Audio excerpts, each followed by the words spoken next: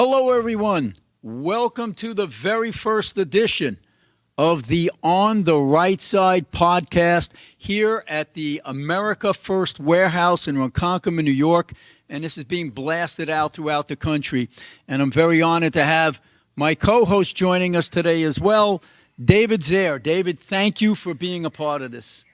Steve Levy, I really appreciate you asking me to be part of this. And you were the best Suffolk County executive Long Island's had. And you stood up for people. You fought illegal immigration before it was the cool thing to do. You stood up against illegal immigration before, it was right. What's going on right now is just sickening, right? Well, we could talk about that and so many other things today. And by the way, thanks. The check is in the mail, as always, my friend. Yeah. And just as a side note, you want to know why I wanted David on this show so much? Because he is such a stellar figure at the Real America Voice, has many shows there. But he was one of the first guests I had with my Steve Levy podcast on Long Island News Radio going back to 2014. Yeah. I said, this is the most energetic, knowledgeable, outspoken guy I know. He's the guy for I'm the a little podcast. older. I'm a little slower. Hopefully wiser. No, a little smarter maybe, yeah. So I want to give the folks out there an idea of what this is all about. It's called On the Right Side, which gives you the obvious connotation that we're going to be a little bit right of center on our analysis of things that occurred over the last week, and we'll be coming back every week, 2 o'clock at this time, from the America First Warehouse. And by the way, thank you to Joe the Box, who runs the America First Warehouse, for his generosity in allowing us to host this show. But a little bit about myself so you get an idea. We don't want just the, right of center folks viewing in. We want all people from throughout the nation viewing in. I call them as I see them. I don't have a team. I look for the truth. Just so you know, I started off for most of my career. You'll remember this, David. I was a Democrat as a county legislator, as a state assemblyman, as county executive up until 2010. When I ran for governor and switched parties and actually wrote a book called Bias in the Media, How the Media Switched Against Me When I Switched Parties. So that'll give you an idea of where I'm coming from. I also wrote a book called Solutions to America's Problems, because after 26 years in government, you accumulate all this knowledge and you want to spew it out. Here's the way to save the world. And you have an amazing background, David, where you can contribute so much. The problem for us is not enough time, because we have to fit in so many things. So tell us a little bit about your background so that people get a flavor. Well, first off, I was asked to run against you 3 decades ago, and that was for the Suffolk County Legislature, and I said no because you were the best and most fiercest campaigner around, so I didn't even consider it. But I love that you always tried to save the taxpayers' money. And I am with Real America's Voice News. I have a private sector background. I'm a commercial real estate broker for 38 years. I manage construction. I manage about $500 million in construction, getting over 3,000 permits. So I understand, the nature of New York government and the bureaucratic nightmare. I was in the Soviet Union watching the tanks in the street in 1986. And, we have a perspective, right? That's like a public policy perspective and a private sector perspective, and I know you have both, and you're trying to save, even out of political office, you're focused on saving the taxpayers' money, and we'll get into those issues like Social Security and saving it and some private sector solutions. But Real America's Voice has been an incredible situation. I got to follow the Trump campaign for 6.5 years on the road around the United States. I've interviewed about 3,000 what we call Real American Voices, people struggling. They're still struggling. I don't know how much longer people can go. Eggs are down about 50, 60%, maybe. Gas is down a trickle. They can't go anymore like this. And every day I'm talking to people, I support Trump, but I can't go anymore like this. That was a guy, the Verizon guy at my house yesterday, hooking up my Fios. People are hurting. They need a change, and they need it now. It's funny you mentioned, you gave me thanks for my work on the illegal immigration problem way long ago before it was fashionable. Yeah. And also about keeping costs under control. It's funny because I was a Democrat, and that just came as second nature to me. Isn't everybody against illegal immigration? Isn't everybody for, keeping taxes under control? And in the prelude, the press release he put out, I mentioned, hey, I was a John Kennedy, Bill Clinton type of Democrat. Kennedy was a guy who was pro-America, anti-communism, pro-civil rights. And lowered the marginal tax rate. Cut the taxes, right? Bill Clinton cut the capital gains taxes, implemented workfare.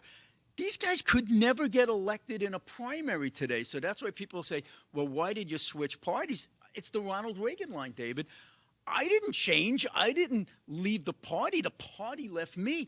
And I'll tell you, since I left in 2010, David, that party, which was already going far left, is unrecognizable. This is not your dad's Democratic Party anymore. It is, and I know you wanted to get into that. I would just add the caveat that the 104th Congress, I sat in the chamber at 24 years old when Newt Gingrich took the gavel, forced Bill Clinton's hand to lower taxes in '96 and balance the budget by 2000. So he was kind of forced into it too. But he went but with a little it. bit more moderate, right, than what we have Dick today. Morris saying triangulate, Yeah. so it worked politically and policy-wise. Yeah, it's incredible what's going on with the DNC today, right? And how they're moving. And it segues perfectly into our first topic. Yeah. With the riots that are going on right now in L.A. and spreading around the nation. I mean, I never would have thought that there'd be a day where Democratic Party leaders and the media, which is an arm of the Democratic Party now, the legacy media,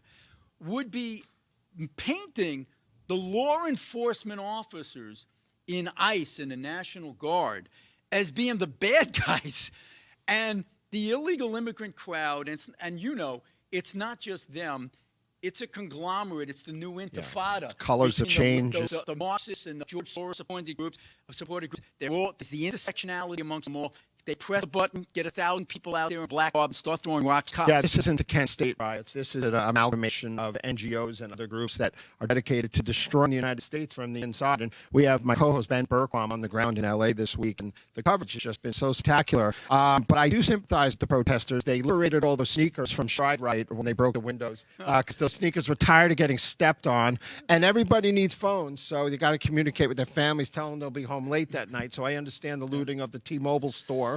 This has sarcastically. This has nothing to do with justice or social justice. This has nothing to do with any of it. And it's lawlessness. So there's some pretty smart guys out there who have been evaluating the Indo-American, the Chinese-American scenario over the last couple of decades, and they said something quite poignant. They said, we've been at war with China for many, many years.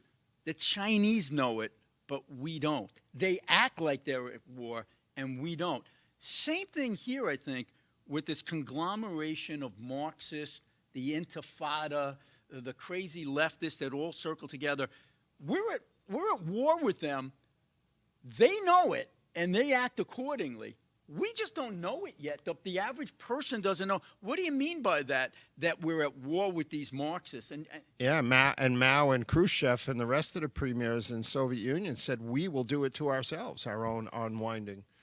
And you have, Soros, George Soros, one of the most evil men in the world, multi-billionaire through his son now taking over for him. They bankroll all of these riots and all of the agitation, the anarchy. I mean, it's amazing. You see these deliveries in these boxes of masks. A Teamster driver who is head of a group like La Raza, it's another wing or another group, was delivering the bricks. They identified him as a union member. Unbelievable.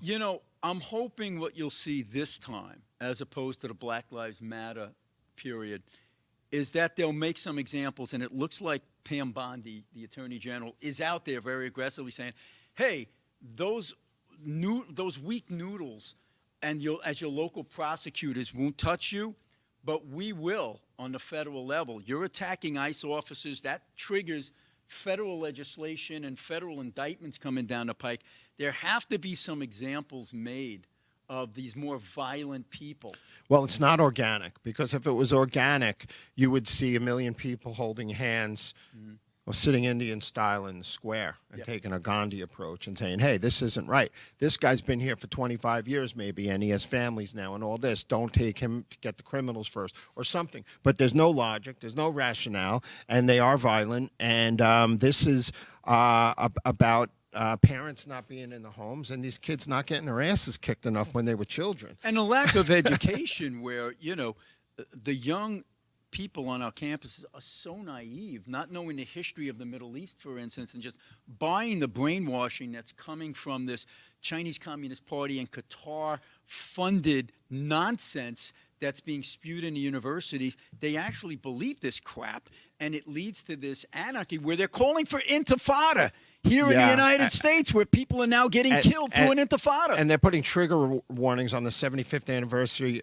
re-release of 1984. And I say our colleges are raising a bunch of petulant man babies.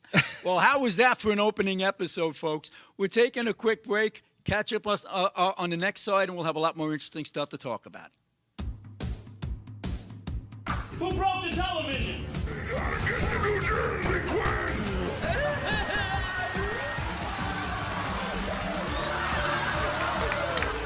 Can we laugh at that? Sounds a little mean. As of this month, public gay sex will now be mandatory. Am I the only one who could see his lips move? Cheekbones, baby. I'm sorry, maybe I overreacted.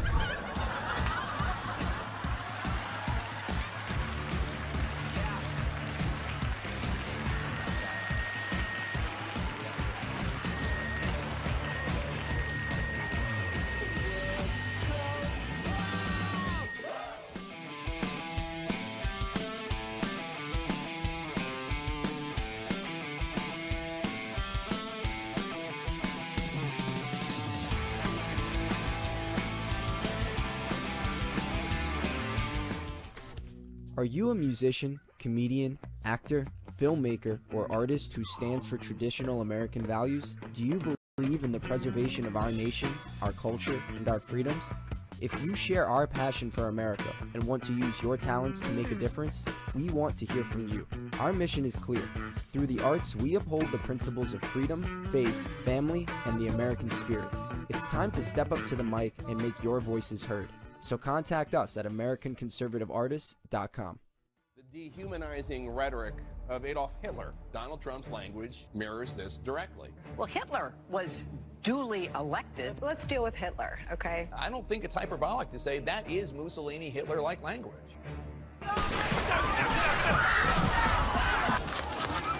You say Nazi enough times, someone's going to actually have the guts to do it. Donald Trump would invoke Adolf Hitler. What percentage of this event happening was due to Donald Trump's rhetoric? Don't miss Trump next time. What do you make of the excess deaths? None of us, not the president, not those hypothetical guys in the smoky rooms fully know what's going on, but we can speak about the unfolding of recent history with certainty. Donald Trump is an existential threat to our democracy. That is not how it works. That is a threat to democracy. No. No. You anti-Semitic piece of... When you make it difficult for people in their lives, they lose their ideological bullshit. Free fries when you get vaccinated? Vaccination.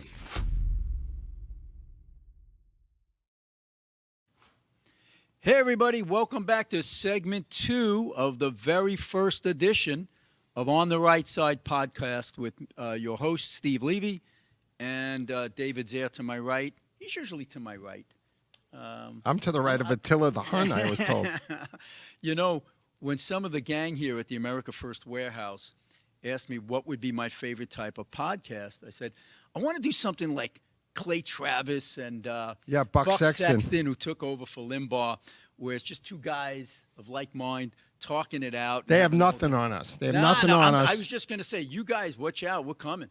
It's funny. I was on Buck Sexton's show a couple of times, and when he was on ABC Radio, and I watched him ascend through the ranks since probably at about 2017. You know, he was former CIA.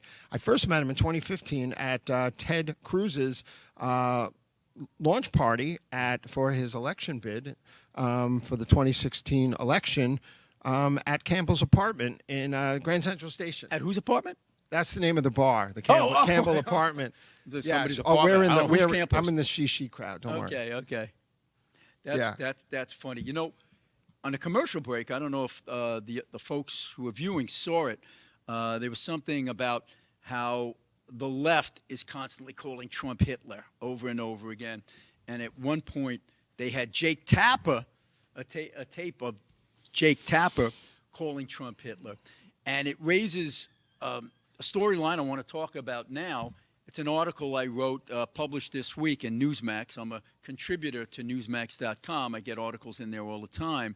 And this was on how Jake Tapper's hypocrisy in all of a sudden becoming enlightened as to President Biden's mental decline really exposed the collusion and cooperation and just horrible overlooking of the truth between the mainstream media and the Democratic Party to the point where I think they become an arm of the Democratic Party to a certain extent. And then you look at it, you know, George Stephanopoulos heading up ABC News was the Clinton war room guru, right? You've got Jonathan Allen was a former aide to a Democrat, went to Politico and NBC. Tapper himself was an aide to a Democratic congressperson. Ben Rhodes, who was one of the most partisan hacks in the Obama administration. Yeah. His brother was running CBS News. Ruth Marcus from AP, I believe she was AP, or the Washington Post. Her husband was appointed by Democrats. It's such an incestuous relationship.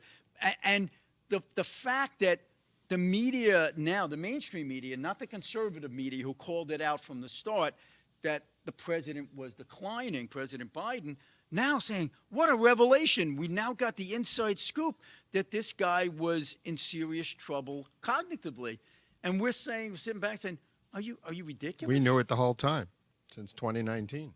But doesn't it expose that hypocrisy? They knew it. They hid it on purpose because it would have helped Trump. These people are in a bubble. They operate in a bubble. They still don't get it. The person who's running a farm in Iowa gets it. The guy who owns a diner, that can't stay in business anymore, gets it. Jake Tapper has always been a liar. Trump won the lawsuit against Stephanopoulos. Paramount got rid of the CBS president because they don't want anything interfering in their Skydance merger, their $8 billion deal. And also, let's face it, it was potential election interference when they cut and edited. Well, that's what I was getting that word at. salad from. So the CBS head leaves, and I think she was forced to make sure that merger goes through. They don't want pressure from Trump on that deal and all that. But when it comes down to it, CNN lost 16% of its primetime viewers since last year, and 28% of their daytime viewers. Mm-hmm. And just to segue into what we're talking about here, Jake Tapper's show, along with Morning Joe with Scarborough and MSNBC, they're both near like 20-year lows in their viewership. They've damaged number themselves. one, they They've lost their damaged credibility, themselves, right? And number two, people can now go elsewhere. Yeah. There was a time, I say, we all used to gather around the TV at 6:30, and you'd have Walter Cronkite or David Brinkley, and we'd all be getting basically the same news, right? Yeah, they were slightly biased to the left, but it was sanitized. Yeah, we always knew where Cokie Roberts stood. Right. But there were standards. There were standards. It wasn't so rah-rah, this is our team. Candy Clark. Remember Candy Clark? Absolutely, who in that debate tried to correct Mitt Romney and was wrong. We've seen that repeat itself many times. Romney was right about Russia, that was for sure. Yeah. It's funny, the background when we do the close-ups here reminded me of Crossfire. Bob Novak and the other guy. The guy with the glasses. Yeah, I always forget his name. Yeah, New Republic. But, there was maybe a more healthy debate going on, right? And now it's like either you're on one side or the other. It's an echo chamber when you turn on the channels. Yeah, There's you see no Republican news, you see Yeah. Democratic news, and you really got to flip both channels to see what's and going on. read between out the there. lines. Right. But that's what's killing them because, you know, when they've been disproven, the media, on so many things from, you know, COVID Yeah. to, again, calling Trump Hitler. It reminds me of a Newsmax article I published many, many years ago called The Valkyrie Effect. Valkyrie was that Tom Cruise movie Yeah. which tried to assassinate the Hitler, the guards surrounding, tried to assassinate Yeah. Hitler through his guards. And that's what you had in the media, where if you demonize the opposition so badly that you call him Hitler, then what does it do? It frees you up to take any means, legal or not, to bring him down. And this is what you saw with all of the nonsense, with the lies in the media, where media giants, people who ran the mainstream legacy media, were admitting we have to be activists now. And whatever it takes, you got to take Hitler down. And they start doing things that are totally unethical and totally against the normal standards. Yeah, it's one of the reasons my time with Real America's Voice News has been very special because I never got a call from somebody, oh, you got to talk about this. Or there's no call from a boardroom saying, oh, you got to talk about this. And, you know, we listen to the people on the ground and we have an organic following, right? More than any other network, whether it's even, you know, whether it's any that are mainstream cable networks that are to the right, you know. We're really in touch with the people and, you know, the left is so detached from reality.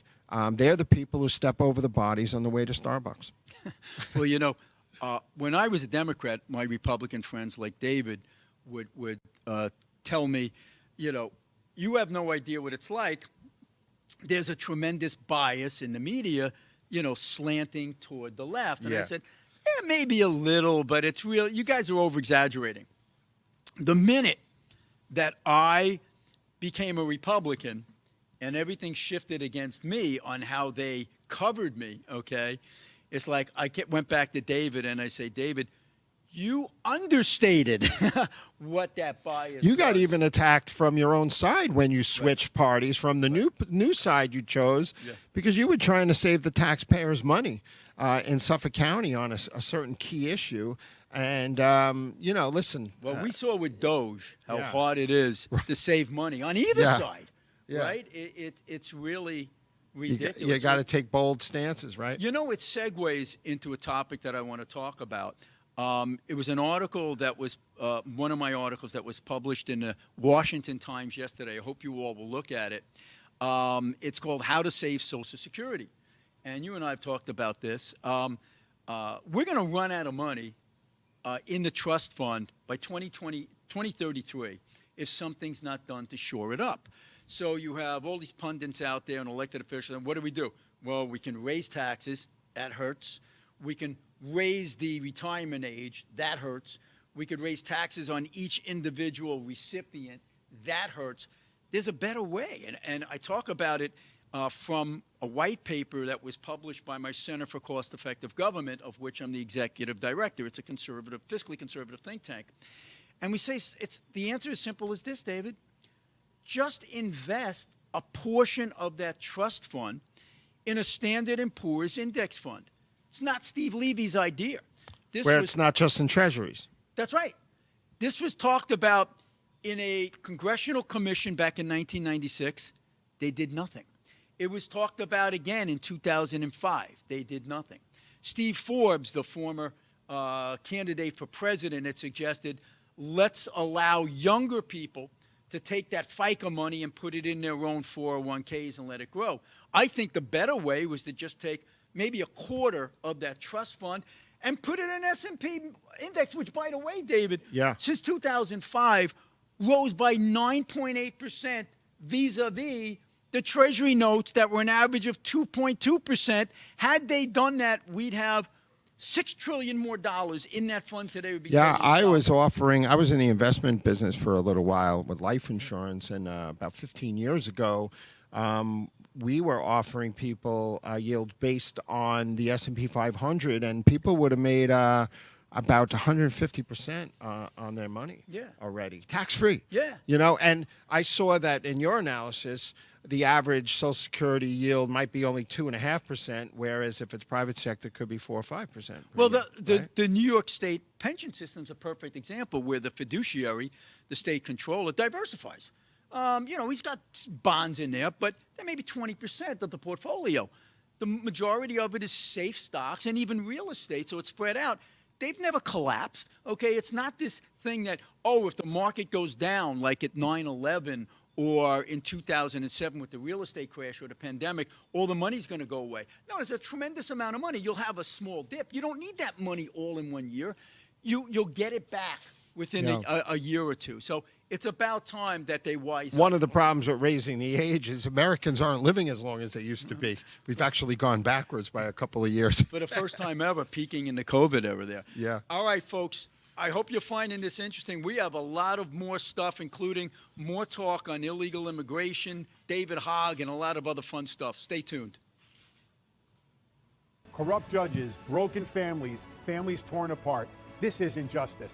If you've been wronged by the system, join us. Don't stand alone. Hi, I'm Gary Jacobs, president of Americans for Legal Reform. We're the oldest legal reform group in the United States. The justice system in the United States should be transparent, fair, and open to everybody and accessible. Unfortunately, many times that's not the case. At Americans for Legal Reform, we are here to help. Join the movement. Visit AmericansForLegalReform.com and help reform the system before it fails you.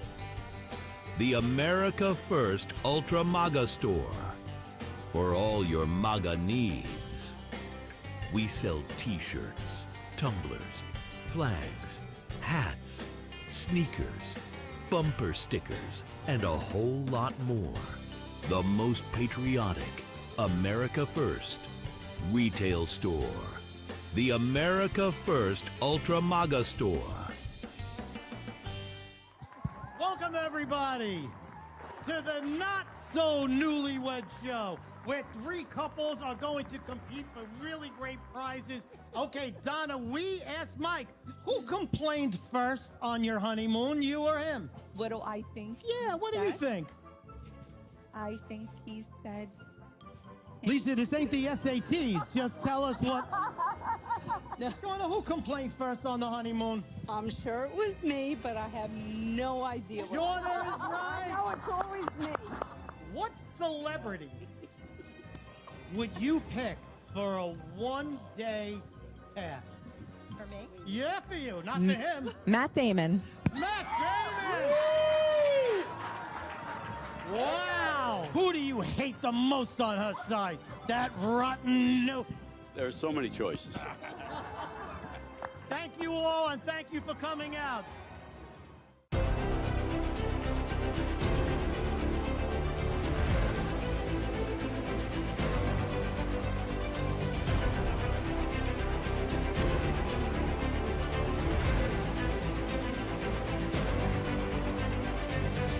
Hi, my name is Elena Ruseva, aka Megalangela. Please check my art at www.megalangela.vip.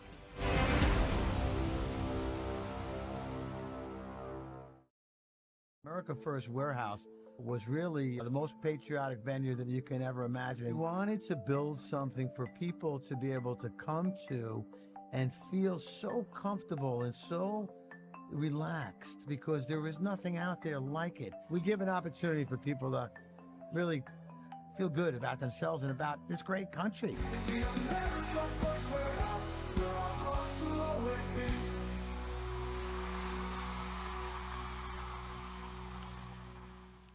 Thank you for joining us here at the America First Warehouse, and I'm here with the incredible Steve Levy, former Suffolk County executive, former New York State Assemblyman, former Democrat, came over to the right side. You're watching on the right side right now, right? And we're talking about the issues affecting us these days. And I'm David Zere with Real America's Voice News.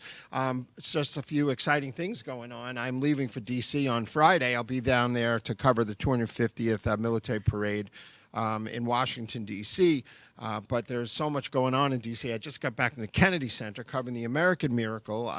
Our Nation is No Accident, and I got to interview Pat Boone and Kevin and Sam Sorbo and Ben Carson again on the red carpet. Great patriots gathered. Trump is fixing the Kennedy Center. It was a liberal left-wing bastion. As most of the arts are. Yeah, well, yeah, they are, but now they're like boycotting it. Their subscriptions are down like 40% down there, but Trump is bringing back pride to Washington, D.C. There's a buzz in the air again, Steve, in Washington, D.C., which is very exciting, which I haven't seen since pre-COVID. And I got to say, a lot going on. We're on the ground in Los Angeles right now covering the riots. I'm on my way to Manhattan after this to cover the protests down in Manhattan last night. There were 80 arrests or so. I told them to wear a helmet and a flak jacket. They're all crazy, but I just want to, get some footage, what's going on there. And then one last thing, I covered the Kerrick funeral last week. Bernie Kerrick, the former commissioner of police in New York. And I covered the Trump trial down there, the hush money trial. I was in the courtroom every day. Which is not over. The Trump people are trying to overturn it based upon a Supreme Court decision. Well, my point is that there was a lot of media down there, 150, 200 media outlets. And for the Diddy trial, there's probably 100 outlets down there. And there were three of us at the Bernie Kerrick funeral. Bernie Kerrick, who under Giuliani, along with Howard Safir and Bill Bratton and Bernie Kerrick, the three police commissioners under Rudy, lowered the violent felony rates 56%, had a 72% increase in misdemeanor arrests, cleaned up the streets, and now they're going backwards. Rape is up 30% year-to-date in New York City. Felony assaults are at 25-year highs pretty much, along with misdemeanor assaults. Over 30,000 New Yorkers have been assaulted this year in New York City alone. The amazing thing about Kerrick, Giuliani, Bratton, they proved that cities are manageable if you have the right leadership. I mean, my dad's store in Bushwick, Brooklyn, was burnt down in the riots of 77. So it was chaotic. There were riots in 77, too? Yeah, exactly. Oh, my God. Was that the blackout? The blackout of 77. And, the murder rate, there were 2,000 murders a year in the early 90s, and everybody said, it's just unmanageable. You can't get control of it. In comes Giuliani, says, we just enforce the law. You enforce the law. You bring in the broken windows theory that says, you go after the little things. You stop the guy jumping the turnstile. You know why? You take him off the streets. You take the gun out of his hand. Or chances are he had a warrant for his arrest. Right, and you get him off the street so he can't clock some little old lady over the head. So that was one thing. They did the stop and frisk, took the guns off the street. Boom, down it goes to, 300 and murders home ownership. 2,000. The New York City Housing Partnership was run by a Democrat, Kathy Wild. Giuliani did amazing things with that. And then the Anchor Revitalization Program, because he cleaned up the streets, he was able to get builders to take risks in formerly bad areas like Harlem, where he guaranteed with federal loan guarantees, seed money, to reinvest in those areas. And that was all Giuliani. But wouldn't you think that once New Yorkers saw it was horrible under this Democratic leadership, this guy comes in, cleans it up. Let's keep it this way. So you have Bloomberg in there, who was really a Democrat, but he acted like a Republican for a while, when he was in there for a while. Then what did New Yorkers do? Hey, we got a good idea. Let's elect a Marxist, Bill de Blasio. And what happens? What do you think happens? He was 45 minutes late to every event while he was mayor because he was stoned. He undoes all of the Bloomberg, Giuliani thing. So, murders go way up again, and you'd think we would have learned, but it's that old adage that, good times lead to complacency. Yeah, 2019, we're crime highs for New York again. Right. Well, maybe not in terms of murders, but the rate of increase was phenomenal. Felony assaults, rapes. Increase. I have to say, this new commissioner I like, Tish. Yeah, she's okay. I was never a fan of Adams, though he's better than the Marxists who are out there. But he was so wishy-washy. But Tish, she's bringing back a lot of those broken windows things, flooding the crime zones, and it is improving with murders. But Kerrick had 41,000 cops under his belt, and now they have 29,000. Defund the police, another brilliant Democratic platform. Sure. Unbelievable. Look, we've got a few minutes left in this segment. I want to segue. Well, I was going to go into the illegal immigration stuff. Let me wait on that because I want to make sure we get this in, okay? You told me a little earlier about your mom, okay? Everybody on Long Island knows Marie Zere. She's a legend. But we were talking about the mascot issue, and I know this is a national show, so this isn't germane just to Long Island here. But Long Island was settled, for years for years in its origin by Indians. So we have a tremendous Indian culture here, and there's great pride in that. And I went to Sachem High School. Sachem means chief in some of the Indian languages. You have Massapequa, Ronkonkoma, where we are right now. Wantor, named Every after town Indians, on Long right? Island is named after an Indian almost. So all of our logos, Sachem Flaming Arrows, the Warriors, the Chiefs. So what do the liberal woke crazies in the New York State Regents do? They say, oh, that's offensive. I get it how Redskin might be offensive, but Warrior, Chief, Indian, come on, give us a break. It's woke, virtue signaling nonsense. And to his credit, they demand that they remove these mascots. So in comes President Trump and sides with the people of Massapequa who were fighting it in court. And you have an awesome story about your mom's involvement with Massapequa and the logo. Yeah, well, the Cleveland Indians were named after a Penobscot Indian player. It was in honor of the Indians. So the Lunacies come here to New York where they banned it for all schools to abandon Indian names. And remember, Massapequa, the Rockaway Peninsula here on the South Shore of Long Island was sold to Takapusha, who was an Algonquin Indian chief, and it was sold to him. It wasn't taken by force by Dutch settlers. It was sold. It was a business transaction. So they want everybody... As was Manhattan Island. Right. Good deal for $24, but it was an arm's length transaction. Wampum. So... the problem is that, the Massapequa Park Village has an Indian symbol on their trucks in the village seal. And the high school where my mother graduated, which was a Sachem Indian, which is a Takapusha, and she designed the logo for Massapequa Park when she was 13. She won an art contest 70 years ago. They adopted it as the village seal, and it has Takapusha in the logo, which is really cool. They still use it today, but it's a source of pride for these people in these districts, and it's an honor of the Native Americans here. But the Federal Education Department, they're saying that it's a civil rights violation by banning it, because there's other schools in New York, like the Dutchmen and named after Huguenots. Vikings. The Vikings, they right? Want to ban so that why too? is it okay? But they're allowing it, but now they're just discriminating against Indian names. And by the way, now they're saying, oh, we want to ban all of them now, right? The Irishmen or whatever. Just woke crap. Yeah, we call them like the cubes. Right, the Sachem cubes. The Sachem circles. Speaking of woke crap. Can't have a name. David Hogg. You guys in the audience know about this guy. That snot-nosed, little, overly ambitious kid who came out of Parkland Marjorie shooting. Stoneman High School. And look, God bless him and all of them. It was a tragedy with the shooting there. He survived. Not that he was shot, but, it's traumatic nonetheless. But he parlayed that into becoming a national figure, gun control, the whole bit. But he's way beyond that. He's a radical leftist. And somehow he gets catapulted into being elected as the number 2 guy in the Democratic National Committee. He's one of 5 vice chairs for the DNC. So what does he do? He gets a little too big for his britches and starts threatening the establishment Dems, saying, yeah, we're raising $20 million and we're going to take you out in a primary. Oh, my God.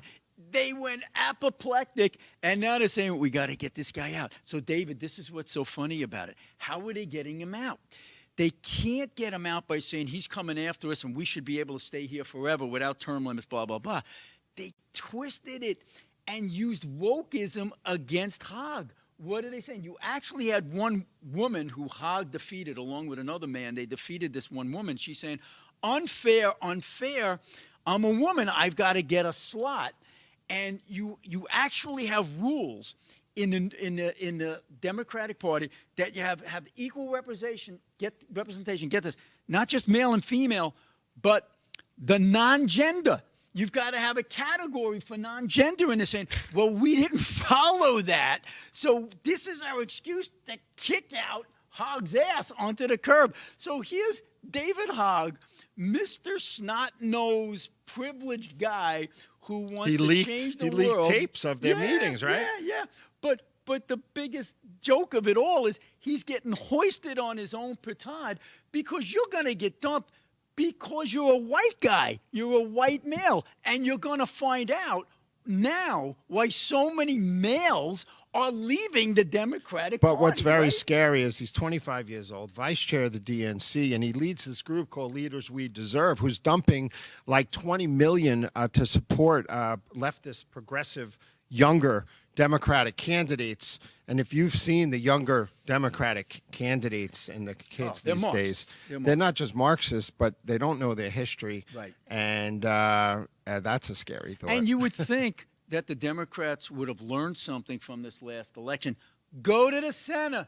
But they're doubling down on the woke leftist crap. Yeah. And go ahead, be our guest, because you're probably going to get slaughtered in general elections, right? Yeah, maybe when we come back, we could touch on the midterms. I got some data on that. I'm concerned about the midterms. And I also want to bring up the point about how the term due process has been so twisted by the media and the left, getting everyone believing, oh, you're an illegal immigrant. We can't get you out of here unless you have a jury trial that goes on for, 4 years. Hey, there's a difference between that and a person who's indicted for a crime where they can go in prison. So stay with us. We're going to have that and a lot of other fun topics to talk about. You're listening to On the Right Side.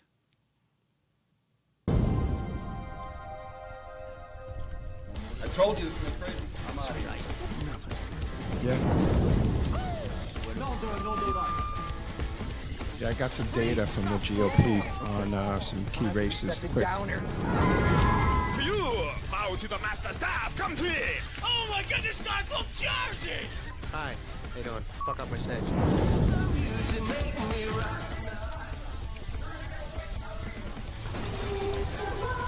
I'm pretty sure I'm a woman. No, you're not, Steve. Oh! Oh!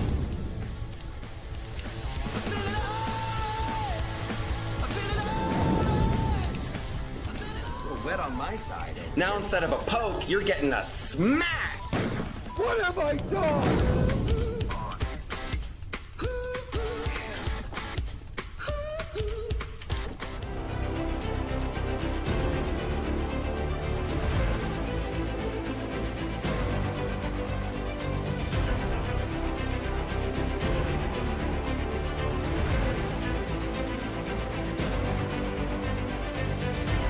My name is Elena Ruseva, aka Megalangela. Please check my art at www.megalangela.vip.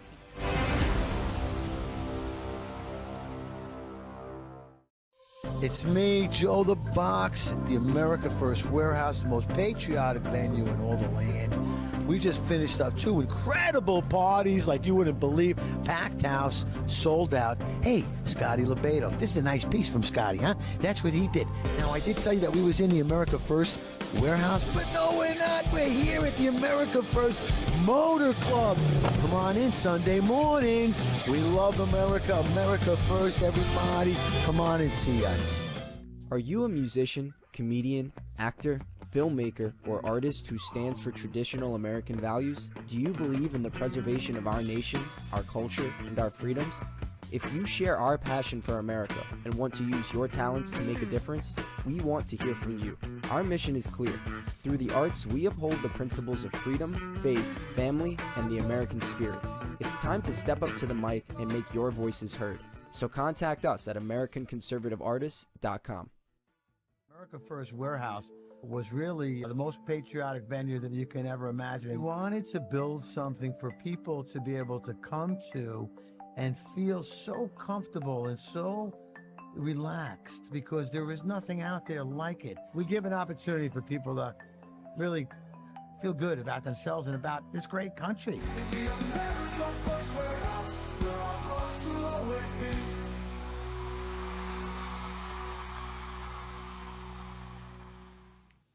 Welcome back, everybody. You're watching On the Right Side here with my good friend and compatriot, Steve Levy. I'm David Zere, Real America's Voice News. Steve Levy, former Suffolk County Executive, New York State Assemblyman, knows what's going on. And we're talking, having a rational, intelligent conversation about the issues, which is nice for a change, right? And, we were just finishing up talking about due process and the illegals. And so what's the difference between somebody who commits a crime? Now, anybody who came in illegally committed a crime, but I guess some people can maintain they were invited here by Biden with a CPB-1 app or the Haitian flying program into the United States. So what's the difference, and how do we hold them accountable? Somewhat of an expert on this issue, dating back to when I was county executive, and we had mass influx of an illegal immigration population, and we just tried to say, hey, we got to get control over this because it's suppressing wages, it's creating this illegal underground economy, it's flooding our emergency rooms in the hospitals, it's flooding our schools, and so many people wanted to ignore it because you'd be called anti-Hispanic, nativist, xenophobic if you tried to make a distinction between legal and illegal immigration. Let me make the distinction between due process for those who are charged with a crime where it might result in imprisonment vis-a-vis seeking to just deport someone out of the country. It's very, very different. People say everyone's entitled to due process. Well, if a person is charged with a crime, I'm not talking about the crime of coming over the border. I'm talking about rape, assault, shoplifting, whatever it is, okay? And there's an indictment to put that person behind bars. It doesn't matter if you're here legally or not. Everyone's entitled to a constitutional right to a speedy trial, a trial before a jury, et cetera, because you might end up incarcerated. How do you do 10 million of those? That's the point. You don't have to go after them on a criminal nature. You can go after them civilly. And when you go after them civilly, you're not getting into the right to a jury trial, because it's not necessarily a right to a jury trial in a civil Where does matter. deportation come in on that? Deportation, there are specific laws that allow you to expedite the removal of an individual. It goes back to the 1996 Immigration Reform Act, where if a person is apprehended within 2 years of their apprehension, or within a certain radius, it's automatic expulsion. They're automatically expelled. You don't need these big due process hearings. And by the way, guess who did that to the max? Who did that? Obama. Obama, the deporter in chief. He was doing this all the time. Yeah. And about you a didn't million have a year. the media. About a million a year. Right. You didn't have the media saying, oh my God, all of these illegal immigrants, their due process rights are being violated. So it's really, really important for the public, but especially the pundits on TV. Because we know the leftist pundits are going to say, oh, they all are entitled to due process. They got 10 million of them, and it'll take 40 years to get them all out. We need the Republican pundits or the conservative pundits. No, there's totally different things. One, if you're telling someone they're going to go to jail, for a crime, not crossing the border, but rape or shoplifting, then you get your jury trial. Not if we're just trying to deport you. Okay. Not the same. So two things. One, Albrego Garcia, he's coming back to the United States. But it looks like Trump is going to trump everybody again, because this guy's full-time job was a human trafficker, and now they got the evidence, right?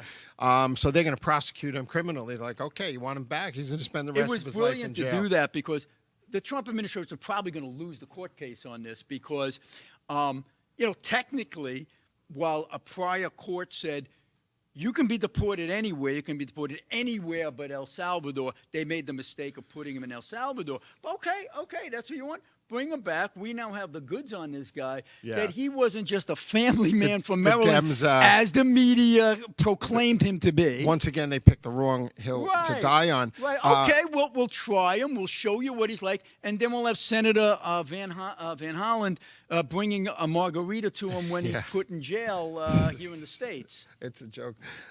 So Ben Berquam, my co-host at Real America's Voice News for like 6 years plus, nobody's been a better border correspondent than Ben. He's been bringing, putting his life on the line in the Darien Gap and the jungle, and Yeah, you got Bill Malugin. you know, Fox. he's great too. And Todd Bensman, Michael Yon, the whole bunch. They're all, But Ben was on the West Coast this morning and had footage of California Highway Patrol mass arresting people who wanted to shut down the 101 freeway, and that was CHP, California Highway Patrol, which is not subject to the Mayor Bass in L.A.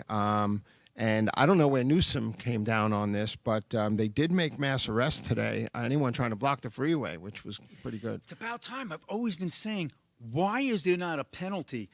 Like a minimum amount of jail time if you're blocking these roads on purpose. Because, by the way, I don't care if you're pro-choice blocking a road or anti-choice blocking the road, pro-life.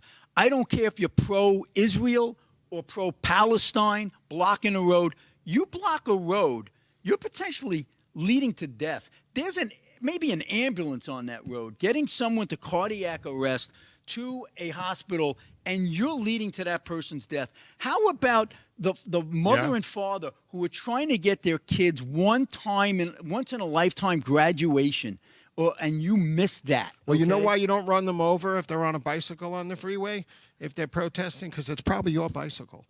No, I'm only kidding. But Tim Burchett yesterday. I didn't say that. He's kidding. Representative Tim Burchett said that the looter should be shot on sight, which I thought was interesting. And you know what I think that should be done? You know what I think should be done? I know it's a bad photo op, it's a bad image, but whatever happened to the water cannon? Very effective. I think there's an insinuation. It goes back to the Jim Crow era, and But let me tell you, it works. It's really effective. It doesn't kill people. It makes them miserable, and they want to leave. You clear the area. It protects your cops, and why not do it? I thought I saw them using that in L.A. I'd be shocked, really. I saw some footage this morning, but I can't. I always wondered. Just verify that it was from yesterday and the day before. But yeah, they have used them out there. But that's and I'll tell you, you can't fight back against that. You just get washed away, and you're drenched, and you don't want to stay there anymore. You pick up your stuff and you go home. There's here in Nassau County on Long Island, the county executive Bruce Blakeman and the legislature with Republican support. I don't think Democrats did. Put in a new law that says you can no longer get in the grill in the face of law enforcement. These guys, they're spitting at them. They're like nose to nose with the cops, and the poor cop, male, female, black, white, they're sitting here having to take this crap. And it's dangerous because you don't have the arm's length distance to be able to react to someone knifing you or whatever. Good bill. I hope it's upheld in court, and I hope it's mirrored around the nation. So... Yeah, well, it's planned and staged, and it's infectious, and they're all talking about it while they're playing Tour of Duty on their Xbox. We're going to meet up at 10 o'clock and destroy our neighborhood. And there's a lot of factors going into this. It's not just opposition to letting illegal stay in the United States. This is a planned, contrived, absolutely Marxist. It's the watermelon. It's the green on the outside for Islam, and it's a red in the middle for Marxist professors and Marxist groups. It's scary. How else do you explain Marxist, Antifa, and these Muslim, fanatics? Combining forces. Now, they can't be more different elements. One is this very religious society that controls everything top to bottom with strict religious adherence. The other one, a bunch of atheists. But what do they have in common, David? Yeah, well... They hate America, and they want to topple it. And, it goes way back. My friend Richie Higgins at the National Security Council wrote a paper called The Watermelon. Trump loved it, and then McMaster fired him because McMaster wasn't a big Trumper either, head of the NSC. It goes way back. It's got historical roots abroad in the Middle East. Look at Iraq. All their weapons were bought from the Soviet Union since 1956. The enemy of my enemy is my friend, right? Yeah, That's the way and it works. Look at India, which has a large Muslim contingent. They got all their weapons from the Soviet Union. They got their submarines, their nuclear program, their fighter jets, up until recently. So there's a deep connection. Between so the Soviet Union built Iran's nuclear reactors. Yeah. I just wrote an article for my own newspaper, Long Island Life and Politics. Hope you guys will watch that. It's called "The Intifada is Now Here." All these stupid, naive, white upper middle class students on campus and Intifada forever. Well, guess what? You got your Intifada here now. You had a Jewish couple murdered in cold blood. You had a guy with Molotov cocktails putting on fire these Jewish protesters. It's sick. You wanted it, you got it. It's really crazy. We got a minute and a half to go. Where you going to be, David? What's going on? Again, I'll be in D.C. this weekend for the 250th military parade in combination with Trump's birthday this weekend. And I'll be on the ground for Real America's Voice News around the country in various locations. My show's on Saturday, 8 a.m. Eastern. Download the Real America's Voice News app or watch us on Dish Network, Channel 219, Samsung TV, 1175, Apple, Roku. Download the app. I got a great show this weekend with footage from the red carpet from the American Miracle at the Kennedy Center. What about, where do they follow you on the web? You can follow me at Dave Zere on X, at David Zere on Getter and Facebook, David W. Zere on Insta. Great. And, folks, if you wanted to follow my writings and other things that we're doing, it's stevelevy.info for my articles that are published on Newsmax, Washington Times, Washington Examiner, New York Post, etc., Fox News sometimes, Newsmax, or Center for Cost-Effective Government, where we're always coming up with another white paper to try to protect the overbeleaguered taxpayer who too often is forgotten about in this nation. Hey, you would Doge. You would Doge before Doge. That's a good point. That same with the illegal immigration. Hey, we hope you guys had fun.